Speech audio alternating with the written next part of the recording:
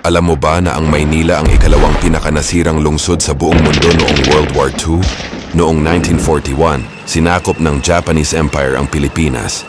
Ginawang headquarters ang Maynila, habang libu-libong Pilipino ang pinahirapan at pinaslang.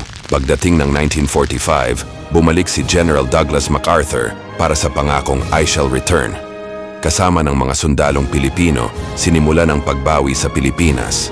January 1945, umatake ang mga puwersa ng Amerika patungong Maynila, pero imbes na umatras, nagdesisyon ang mga Japanese na lumaban hanggang kamatayan sa loob mismo ng lungsod. Tinawag itong No Surrender Defense. February 3, 1945, nagsimula ang labanan.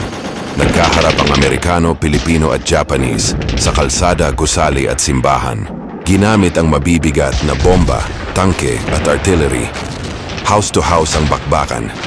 Nasira ang buong Maynila, Intramuros, Escolta, Malate, pati simbahan ng San Agustin. Pinakamalupit sa lahat ang tinatawag na Manila Massacre. Mga sibilyan, babae, bata, matatanda, pinugutan, sinunog, binaril ng mga Japanese. Walang pinatawad. Halos 100,000 Pilipino ang namatay. Matapos ang isang buwang kaguluhan, tuluyang natalo ang mga Japanese. Ngunit kapalit nito, nawasak ang kabuuan ng Maynila. Sabi ng mga eksperto, tanging Warsaw, Poland lang ang mas grabe ang pinsala.